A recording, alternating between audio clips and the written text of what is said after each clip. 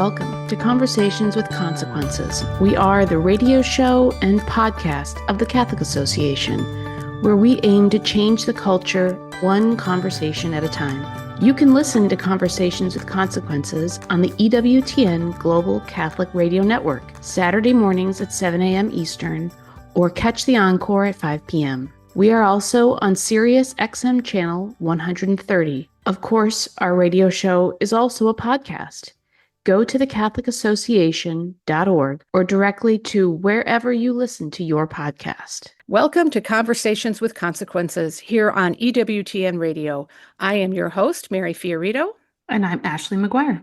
And we are happy to have with us today Dominican Father Thomas Petri. He is a well-known voice to EWTN radio listeners and a known face on the broadcast side of things as well. And Father, we'd love to chat with you today about some very interesting facts about our new Pope Leo XIV, who is from Chicago. As a Chicagoan, I'm now required under canon law to mention that every time. We are thankful that you could be with us today. I'm always happy to be with you. It's great to be here. So, Father, I think we have to start with this really incredibly important fact is that you and the friars had kind of a bracket going on and that you won the name contest. You were able to guess the name correctly. That's really interesting. Why did you think the new Holy Father would choose that particular name? Well, we did have a bracket going on. I think other religious houses do the similar thing. I think it's illegal under canon law to gamble on who might become Pope, but there's nothing against trying to figure out what the name is going to be. So, yeah, I chose Leo XIV. It was a combination of both wishful thinking and an educated guess. You know, it was wishful thinking because it seems to me that the last several pontificates since the Second Vatican Council, so John the 23rd, Paul VI, John Paul II, Benedict, and now Francis, have been in some ways rehashing and interpreting the council, and there's been different factions associated with each of them, and sometimes even operating out of 1960s or 1970s theology or a reaction to those theologies. And quite honestly, I just wanted to get off the merry-go-round. I want to go back somewhere before the council, not to discredit the council, but just to say, we got to move on at some point here. We got to stop the navel gazing. So that was the wishful side of things. But the more educated side was that, and hopeful, I think, was that Leo XIII was Pope during a very difficult time in both the church and in the world. He was the first truly modern Pope. You know, he was the first Pope to live really in the Vatican voluntarily. Pius IX was the last Pope to have the papal states, lived at the Cranial Palace, as most previous popes before him did.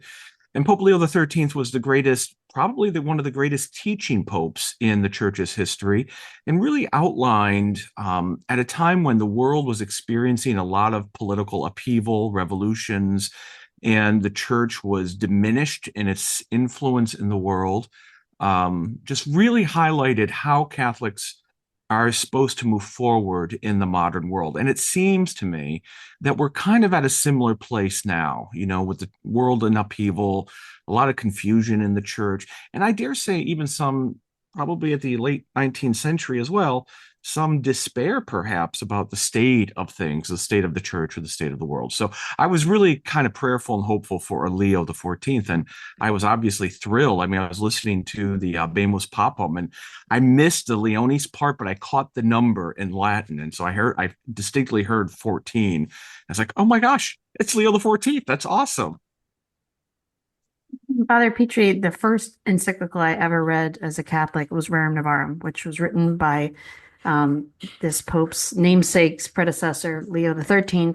And, you know, I think people rush to jump into, oh, he's, you know, going to pick up with this and it's going to be about workers. And I was intrigued to see that, in fact, he said he wants to confront artificial intelligence and AI and the technological revolution. And that made so much sense because if you think about it, other than, you know, the sexual revolution and the industrial revolution, the technological revolution, if we want to call it that, has probably been the most disruptive thing to humanity, to our lives.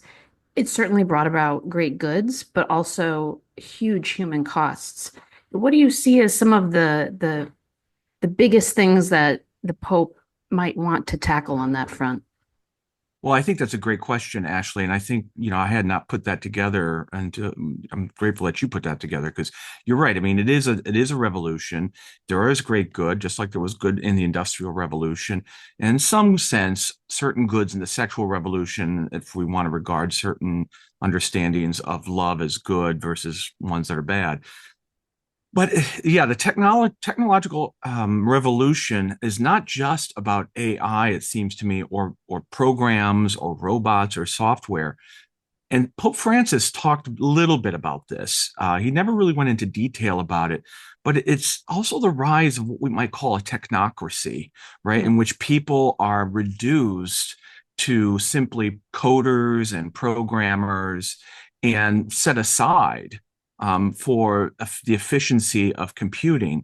And I suspect, and this is what one of Pope Leo the 13th's great insights was with regard to labor and workers, that that the dignity of work means that the human person is actually contributing something and puts an impression of himself or herself, the worker. There's something of the worker in the product that they're creating, that they're making, and that invest a certain amount, equivocally speaking, of a certain dignity in the product.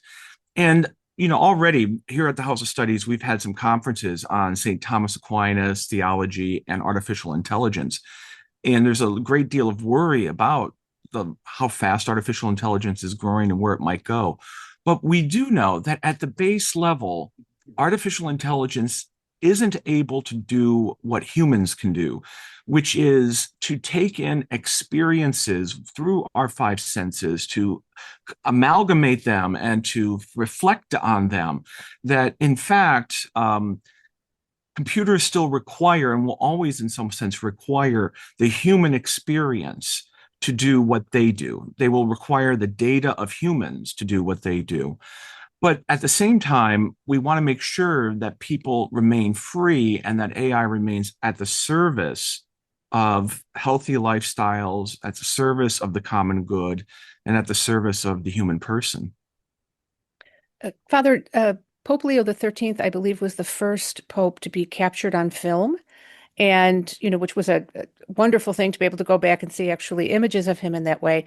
And then Pope Leo the 14th met with journalists the other day and was the first to be able to address them in English as a primary language. And English has now, I think, really surpassed French as being the international language that everyone knows. And he also spoke very movingly to the journalists about those among them who were imprisoned for telling the truth about stories. Was there anything else in the Holy Father's message to the media that was striking to you? Well, yeah, I mean, he sort of asked them to always be for the truth and to find the truth and to tell the truth. I mean, I'm still in some ways, like I suspect, like all of us here and all of us in the United States, just stunned that we have a pope whose first language is English. The last pope was Pope Adrian the Sixth, I think, somewhere in the 1400s. He was the only British pope. But it's really remarkable because now we have a pope. We know what Italians feel like, that, and Poles and Argentinians and Germans, that he's got cousins and nephews and family who are going to, I presume, like he's got family who are still school age going to school, and my cousin's the pope, my uncle's the pope. I mean, Both of his brothers have been doing all both these of his media. brothers, Yes. who he joked with the journalist, have been on TV more than he has, so, And they've since the been election. delightful. I've like you, I've made a prediction. I think they're going to have their own talk show by the end of the month. I Lou and John Pope-splaining or something like that. But they're really well, fun characters. I think the two of them and Pope Leo the 14th, and you see this already in how Pope Leo the 14th works, and they seem to have a really true bond, those three brothers, which obviously says their parents did something really well, in raising them.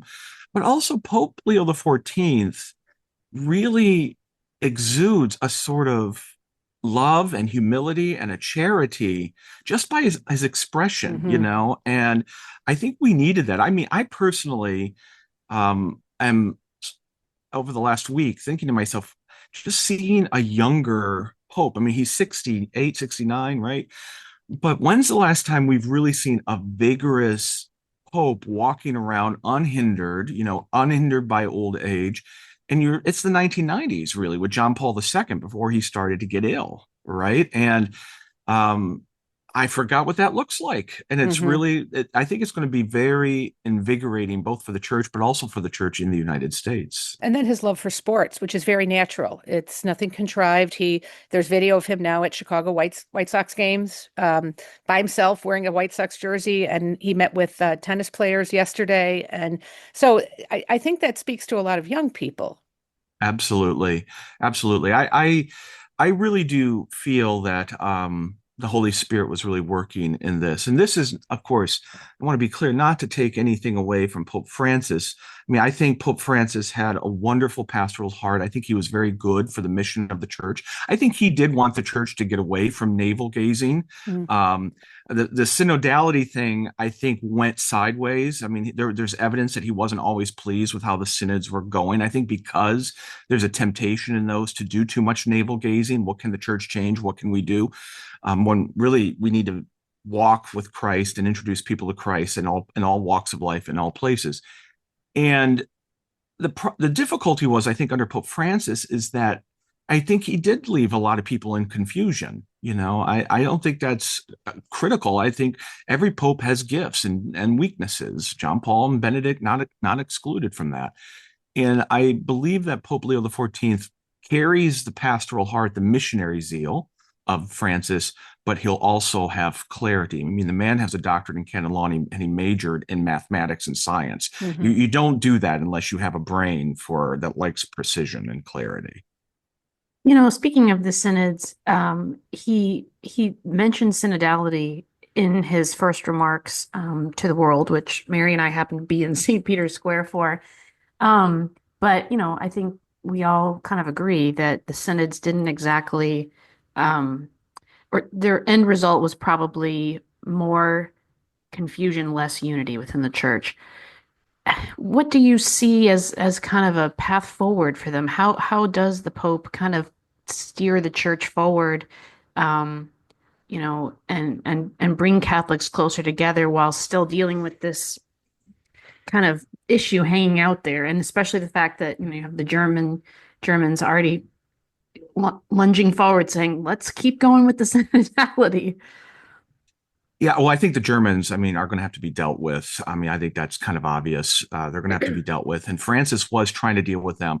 It'll be interesting to see how a pope who's a canon lawyer will have a different tact, or might have a different tact. The synodality thing, I think it, it sounded like a lot of corporate jargon. I think for a lot of people, there was a lot of jargon there. And I think the Holy Father, Pope Francis, was never actually precise on what he thought synodality was. He was letting cardinals and different people speak about it.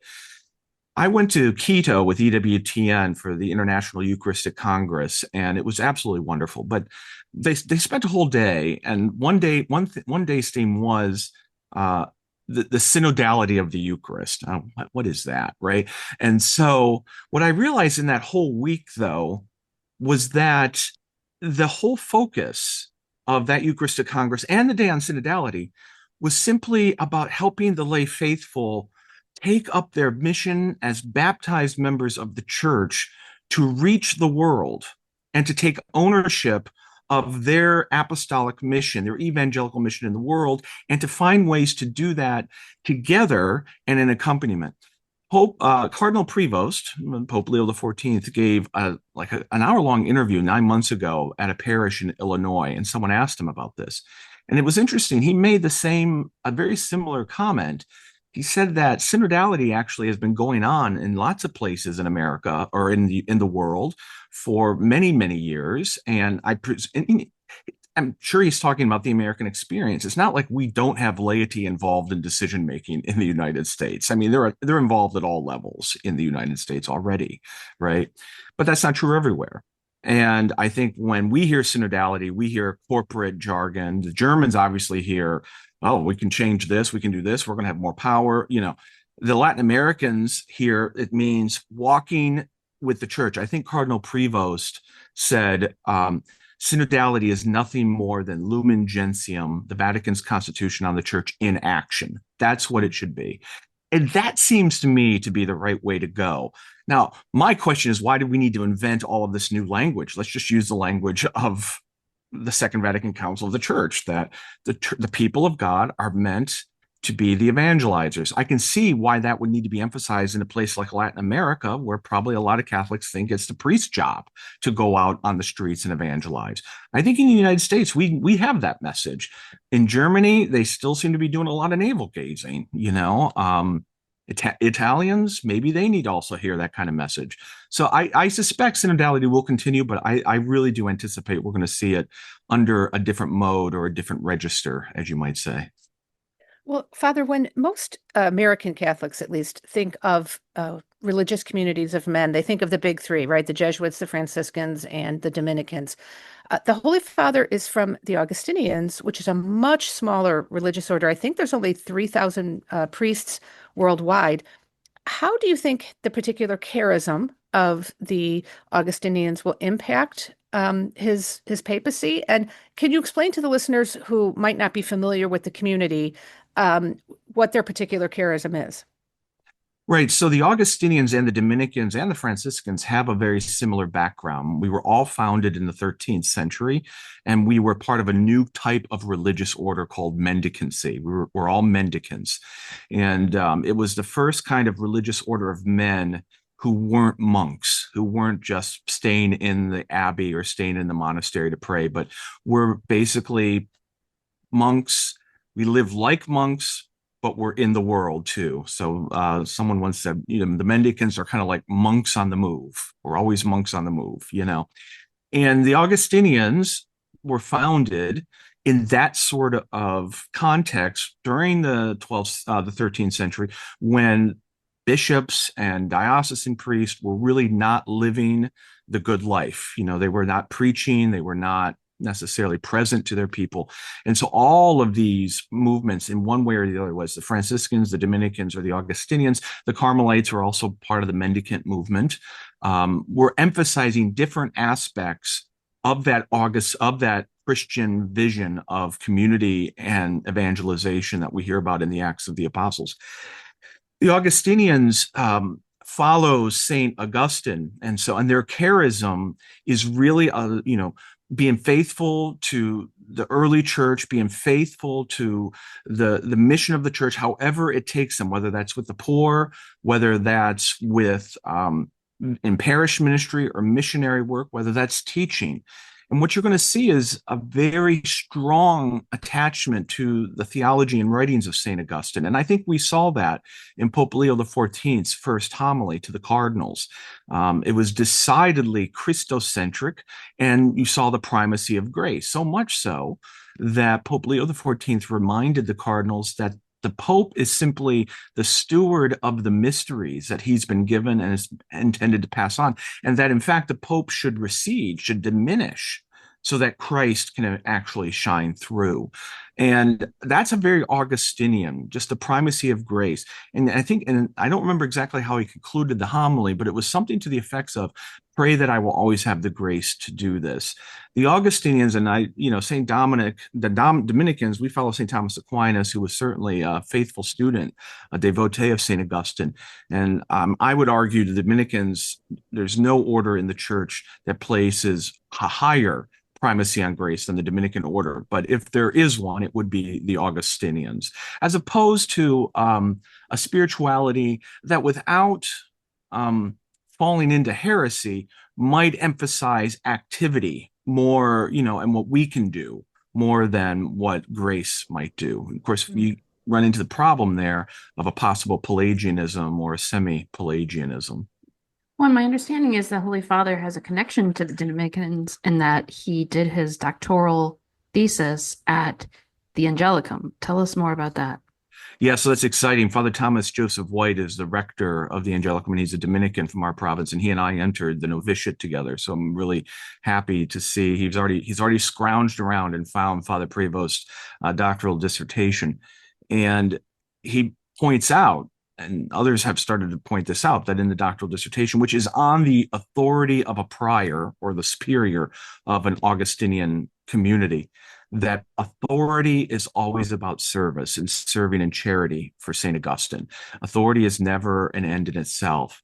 And so it's wonderful that, that's sort of in his background. As a young priest, he was already wondering what it means to be a superior and what authority means in the Augustinian tradition. And I mean, in this sense, to say it's the Augustinian tradition, it's not, that's the truth. It's true that authority is about service. And I suspect we're already seeing elements of that in this first week of Pope Leo XIV's pontificate.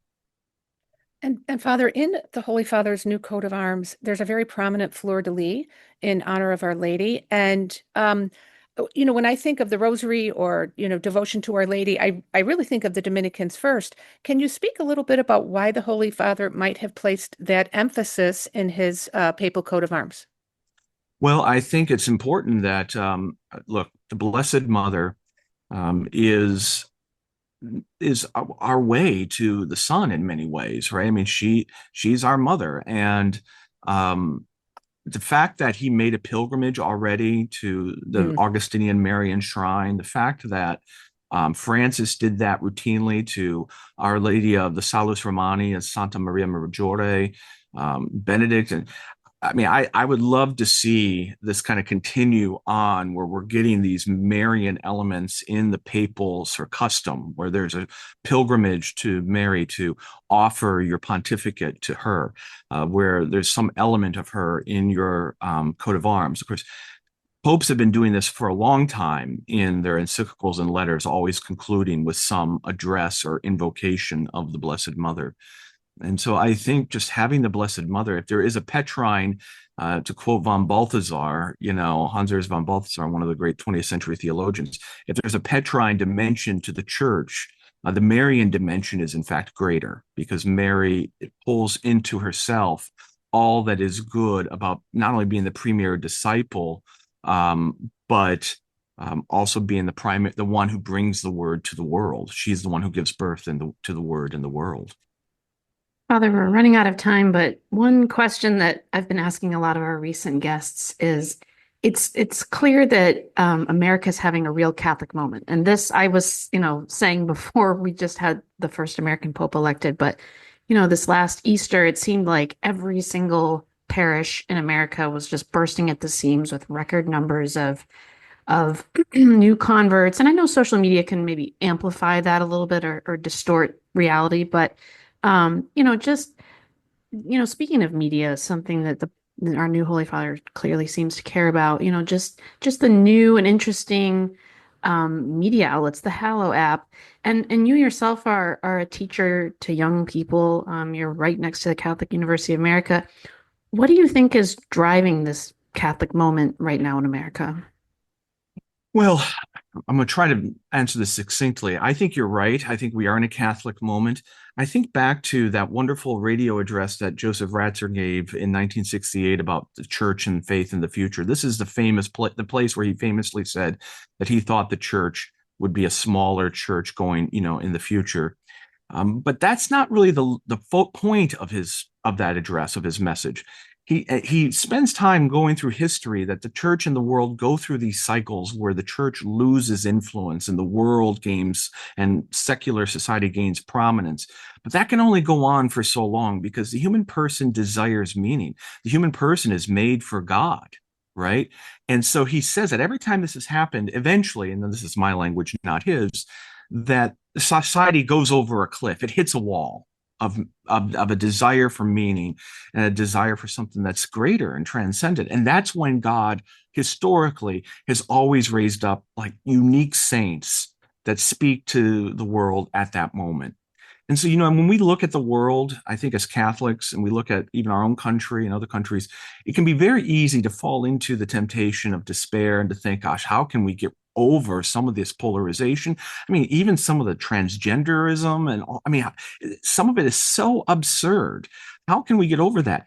And I think the message of the church, and this was certainly a strong message of Pope Benedict XVI, and I think we'll see it in Pope Leo XIV, is that it is by being faithful to the graces of God, and that God ultimately will be the one to solve these issues and this problem in the end. That's why Ratzinger said that Christians, he didn't think, were allowed to be either pessimist or optimist, that we were rather supposed to be people of hope, because hope, optimism says we can get our way out of this. Pessimism says, no, we can't. Hope says, I can't, but God can, and he has promised to do so. And so it's also kind of remarkable that we're in the middle of this Jubilee pilgrimage of hope, that we receive this new Pope who clearly is going to emphasize grace and the primacy of God in evangelizing and changing the world. Well, Father, we just have about a minute and a half left, but I'd like to ask you, because Ashley and I were in Rome when all of this happened, so we didn't get to see some of the video of different religious communities and schools and stuff, finding out where were you when you heard the news, and who were you with, and what was it like? Well, I was in this very seat. I was in my office, and I was actually doing an interview for a major secular news outlet. And I had the Vatican camera on my computer so I could see what was going with the smokestack. And I noticed it before the anchors did, and they were outside on one of the roofs, and they turned around. He's like, he's right. It's smoke. It's white smoke. So it was really, really remarkable. Yeah, it was just an electrifying moment. And still, I think we're still all just basking in the joy of it all. So, well, Father Thomas Petri, thank you so much for giving us so much time this morning. And if you'd like to learn more about the Dominican House of Studies, please visit dhs.edu. And you can follow Father Thomas Petri on social media at Petri, that's PETRIOP.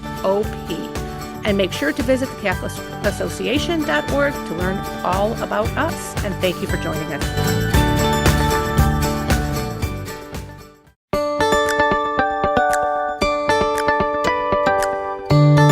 Welcome back to Conversations with Consequences on EWTN Radio. I'm your hostess, Ashley McGuire. And I'm Mary Fiorito. And this weekend marks a very exciting event in our nation's capital, the annual Eucharistic procession organized by the Catholic Information Center, the third of its kind. It will be taking place on May 17th. And we have the director of the CIC who is organizing this wonderful event with us today, Father Charles Trullols. Welcome back to the show, Father Charles. Thank you, Ashley, and thank you, Mary, for having me on. So I would love to hear all about this event, but first, we kind of can't help with all of our guests talking about the momentous occasion of the election of our new Holy Father, Pope Leo XIV, and would love to get your thoughts on this man, the fact that he's the first from the United States. You're someone who's not from the United States, but you've lived here for many, many years. What was your reaction when you saw him come out on that balcony? Well, I was very excited. First of all, to be completely honest, I didn't know much about him before. And I was running to the CIC when I was out. And then I heard about the white smoke, and we had prepared some Prosecco and some celebration at the Catholic Information Center. Many people came in from downtown Washington, D.C. to see the new Pope, who that person was going to be, because the excitement and the anticipation of the new Pope, it's one of the most amazing events, I think, in our times. And when we heard the name and the fact that he was born in Chicago, right, and that he was an American, and so everyone, was so excited. And I think that with his background as an American, and also as having been a missionary and having been in so many countries and having worked in Rome and at the dicastery of bishops, I think he has a global understanding of the church that gives him kind of an authority and an understanding of what the needs of the church are at this present time. So I'm very excited. And let's see how all develops, right? But the Holy Spirit is always behind this, behind the church, behind the Pope, working, beautiful things. So I'm very happy. Father, what do you think it is about the election of the new Holy Father that that quite literally moves people to tears. Ashley and I had the great privilege of being in St. Peter's Square when the announcement came out, and there was a woman standing nearby who also spoke English and who kind of turned to me and said, I don't even know why I'm crying. I'm not Catholic. But she was so moved by the moment. And obviously, there's a lot of pageantry and ritual that is part of this. But I get the sense there's something more deeply spiritual going on. Can you speak to that particular piece of it? I had the same experience with other people who I know, friends of mine, acquaintances were not Catholic, and they were also very, very happy and excited about the new Pope, even if they didn't know who that person was. And I think that has to do with the fact that the Pope represents Christ, right? He's the vicar of Christ here on earth. And he has a special role in caring spiritually for all mankind, for everyone, regardless of their background, where they come from. And that, that is felt, I think, in our society. All the popes that we have had, in the recent centuries have been, in this regard, very committed. Any pope, right, in history is the vicar of Christ. And so this is something that I think that people understand and cherish, regardless of whether they are Catholic or not Catholic. Absolutely. Well, Father, in my neighborhood, I live in a very Catholic neighborhood, and every year we have a little mini Eucharistic procession, and it's similar to the Pope. It kind of gathers the intrigue of people going by, especially frustrated cars that, we actually close down some streets and people set up altars in their driveways and we make stops along the way. But you certainly, similar to the election of a new Pope, you get a sense of the tradition, the pageantry, and the kind of mystical beauty of the church that's just very different than everything else in our modern times. But you have been organizing and running that on a much larger scale in downtown Washington, D.C. So tell us, tell our listeners what exactly this entails, like logistically, and then what your experience has been with this procession in the streets of our nation's capital.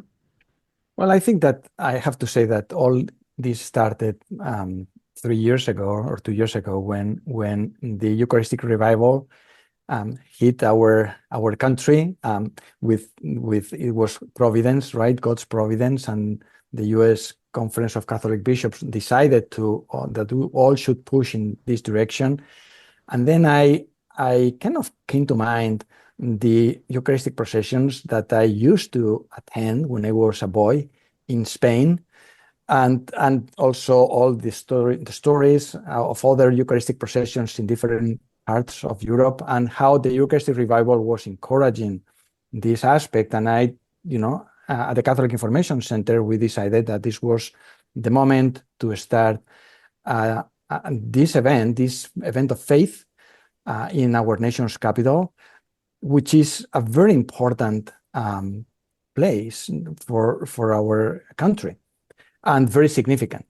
So we organized the organization of this Eucharistic procession is really intense and it's some kind, and logistically speaking, complicated, because you have to, there are many different groups of elements that need to come together. And the civil authorities, because they close the streets, they protect us, the law enforcement, right?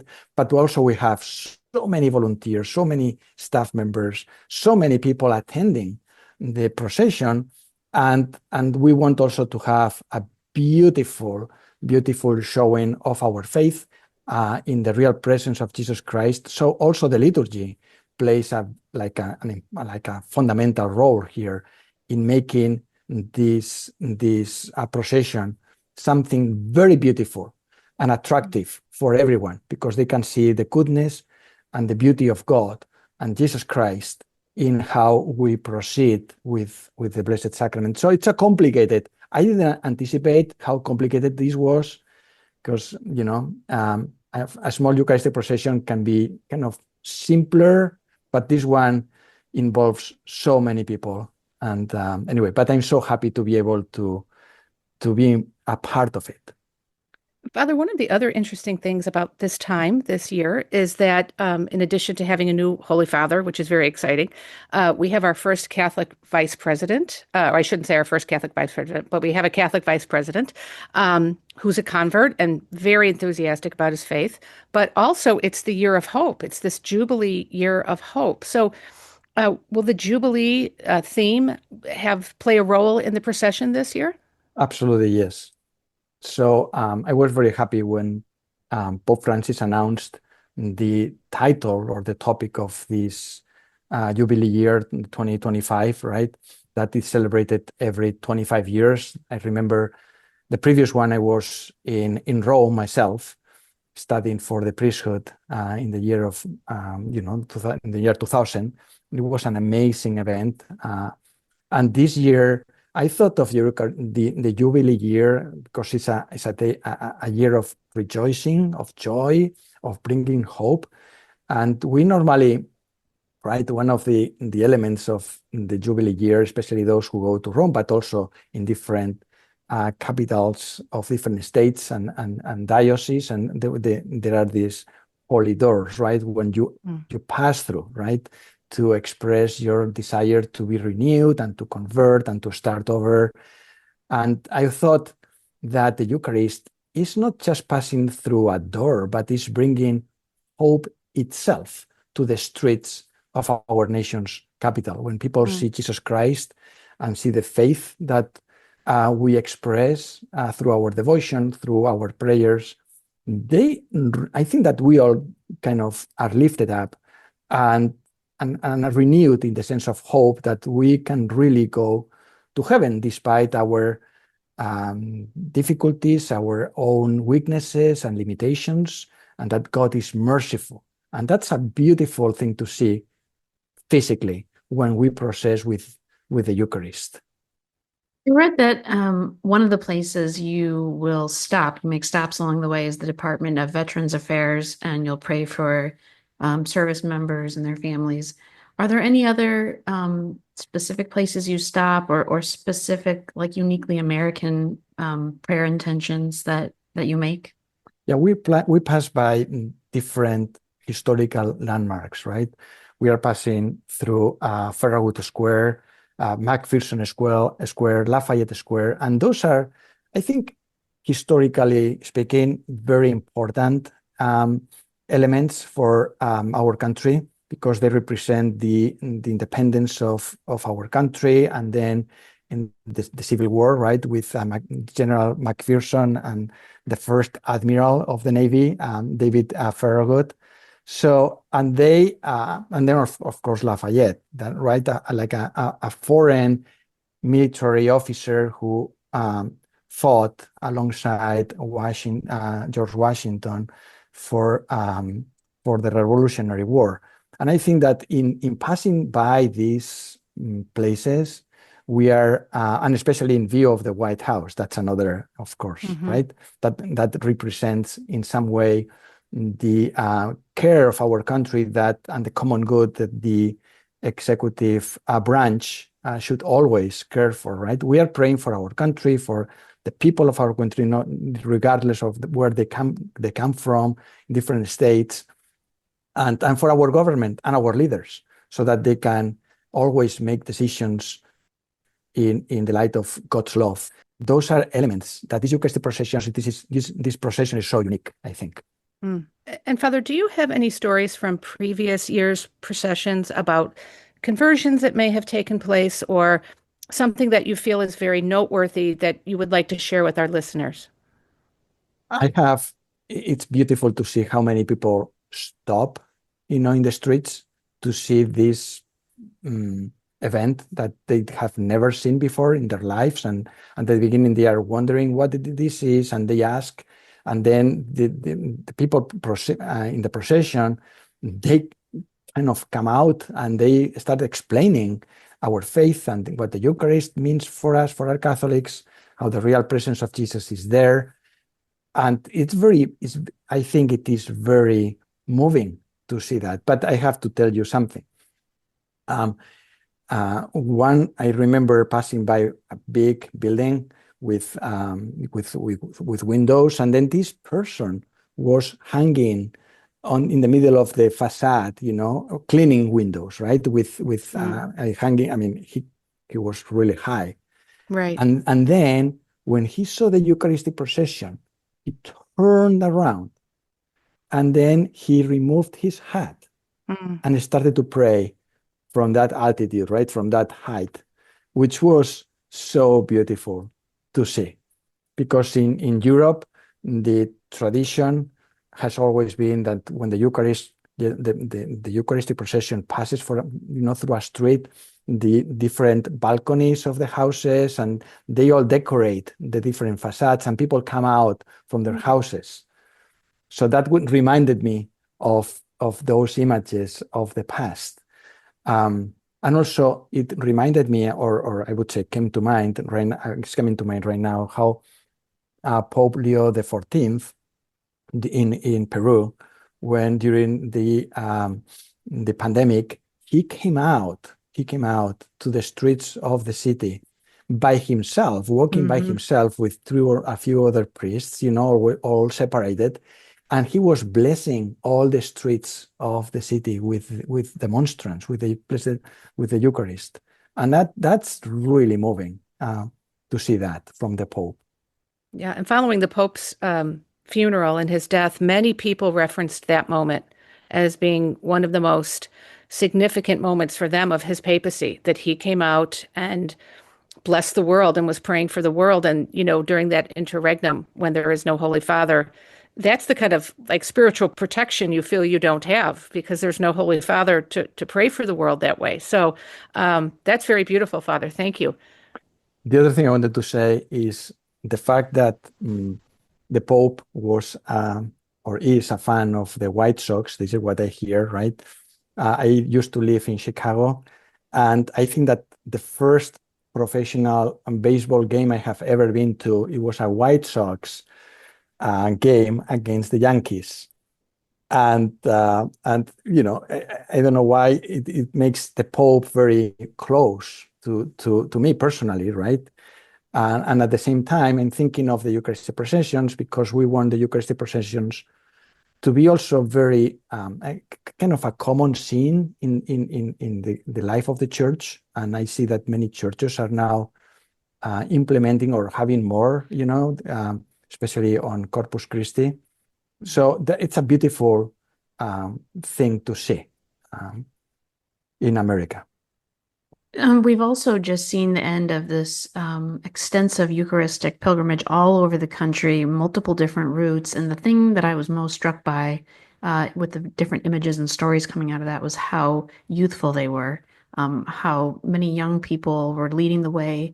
And you're someone who works with a lot of young people. You're in a downtown professional urban area. Are you seeing what we keep reading about, which is this, in addition to a Eucharistic revival, really a youthful revival in the church with young people? I know the CIC runs the Leonine Forum, which seems like it's just exploded. Tell us a little bit about what you're seeing firsthand with young people in this country, young Catholics. See, I am in a very fortunate place, because this is exactly what you just described is what I have been seeing recently. So many young people coming back to the faith, not just coming back to the faith, but growing in their faith in downtown Washington, D.C., young professionals, or fathers or mothers with their children. It's kind of flourishing. And in the also the attendance that we have at the daily mass at the Catholic Information Center, which is a small chapel by the White House, as you may know. And then I'm there every day for hearing confessions, for instance, and giving spiritual direction. And we have programs and events. And the Leonine Forum that you mentioned, which is a great program to teach the social teaching of the church to young professionals. So it's so beautiful to see that makes my ministry something that I enjoy so much. And I'm very thankful to God for the place where I am. I have always been involved with young people, but especially this place is wonderful. Well, we thank you so much for your time and for bringing Christ's presence to the streets to be close with the people. And certainly we'll be praying for a successful event. Where can our listeners find out more about your work and even about the details of the event? You can find more at our website at cicdc.org and also through our social media. And we will be processing, with the Eucharistic procession on Saturday, whether it rains or it shines. But I think it's going to be sunny, a sunny day. So anyway. Well, wonderful. Well, thank you so much for joining us today, Father Charles. Absolutely.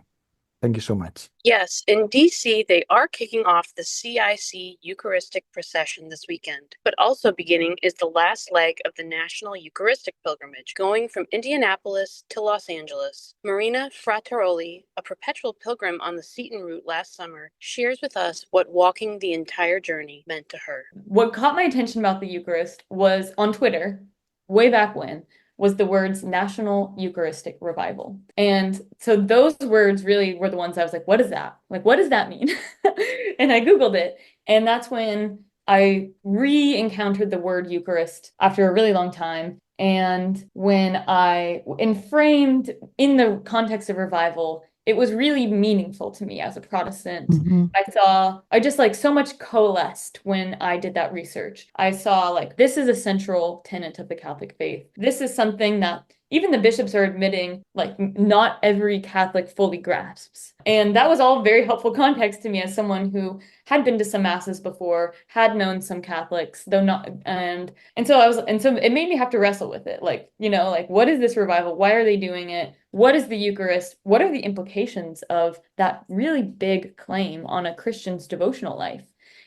So when the National Eucharistic Revival was launching this pilgrimage, it was really near to my heart already, because I thought that the National Eucharistic Revival was like really powerful for conversion, because it like really set mine into place, it initiated that. And so I knew it was going to be a big challenge because I was graduating law school and I have a lot to do with that, and with the bar and with working. But technically the dates fit. Technically, there was not anywhere I had to be during the exact dates of the pilgrimage and then the Eucharistic Congress. So I applied, and I was so busy during that time that I honestly I gave myself like an hour and a half to type out that application, to write all those essays. I'm just like, if it's God's will, he'll put me on this pilgrimage. But I wasn't able to like to really edit things how I wanted to. And it was just like I really left it to God, and I was accepted, and I prayerfully chose to do it. But it was a risk and it was a sacrifice. But it was absolutely not unrewarded. And I'm so glad I made that 65-day journey. What I witnessed in America during that time was, I would say, true revival. I saw people who were already faithful receive deep encouragement. I myself spoke to many people, for the first time, the teaching of the Eucharist. And so I just saw so many people like kind of gain new life in their faith. And I saw so many seeds be planted. And I'm just so excited, about what happened that summer. And I'm excited there's going to be another pilgrimage this summer as well. Welcome to Conversations with Consequences. I'm your hostess, Ashley McGuire, and I'm joined by our dear colleague, Monsignor Roger Landry, who I was with not too long ago in Rome for the historic election of the first American Pope. And so he remains in Rome with much work to do as a new pontificate begins. So welcome to the show. Great to be with you, Ashley. It was great to have you here in Rome. So, Monsignor, there's so many questions that people have, and there's so much to be seen. But one thing that we know is the Holy Father's new name. And so tell us a little bit about the significance of the choice of the name Leo. So he described why he took the name Leo. Always when a pope takes a name, you're wondering what the reason was. And he told the cardinals whom he convened the day after his election why he chose it, because he wanted to link his papacy to that of Pope Leo XIII, who was Pope from 1878 to 1903. And Pope Leo wrote Rerum Novarum, he's the father of Catholic social teaching, in order to take the light of Catholic moral theology and apply it to the industrial age. And so our new Pope Leo XIV, he wanted to take the light of the church's teaching and apply it to the new digital age, especially to artificial intelligence, that these are going to be big time questions coming forward. Many are already raising them. And he doesn't want the church to be on the sideline of that, but he wants it to be right in the center, basically bringing the church's treasury of the understanding of human beings and how they're going to relate to the questions of intelligence and work. He wants to bring the ethical dimension into the use of AI. He wants to bring the full set of the church's 2,000-year-old wisdom to the questions that are coming. So that's why he said he took the name. But for me, when we look at the name Leo, we have the Latin word for lion. And so I am hoping that we're going to have a massively courageous successor of St. Peter leading us during this age in which so many people are afraid, so many are anxious, so many need to hear Jesus telling us again, have no fear, I'm with you, it is I. Monsignor, I wasn't able to watch your coverage for EWTN as his election was announced because I was standing underneath you in the scaffolding in St. Peter's Square. But I just have to ask, were you shocked? Were you as shocked as so many Americans were when his name was announced? I really was. As soon as Cardinal Dominique Mamberti put that word Robert, I knew that there were 4 Roberts in the college, and I didn't think any of the other 3 would have been chosen. When he said Franciscum, he was the only Robert Francis. And then later, Prevost. And even though I knew that those names were coming, I still couldn't believe that we had an American. My mouth was agape. The eyeballs on my teammates on the EWTN set were about to pop through dilation. And it's just, even several days later, I'm still getting used to the reality that a successor of St. Peter was baptized not in the Jordan, but in Chicago. That's where he made his first confession, Holy Communion. That's where he received the Holy Spirit to strengthen him for the work he's now doing. And so I'm so proud of the church in America that's produced this type of mature fruit, whose faith, raised in our own country, is now going to nourish the world. Well, I must say, as a mom of baseball fans, it's also very exciting and hard for my kids to believe that there's actual footage of the Holy Father at a World Series game in a White Sox jersey. But I so agree with you about the sense of pride. And I think there's nothing wrong with being proud that America produced a new pope. And certainly it seems as though there's sort of a new a Catholic revival going on in the American church. To be proud is to be grateful, above all to God, that he has chosen one of the members of our family in the United States to become Pope. He's not a stranger. He was nourished on the same sacraments and Word of God and culture we were nourished by. And so if the Lord has an exalted vocation for Robert Francis Prevost, imagine what he has for Ashley Samuelson McGuire and Monsignor Roger Landry. The Lord who called him is calling us, and he's calling all our listeners to be able to say yes to whatever his plans are for our life, the same way this son of the south side of Chicago has said yes repeatedly to the Lord who continues to call. Truly exciting times. We thank you so much for joining us, Monsignor Landry. Talk to you next week.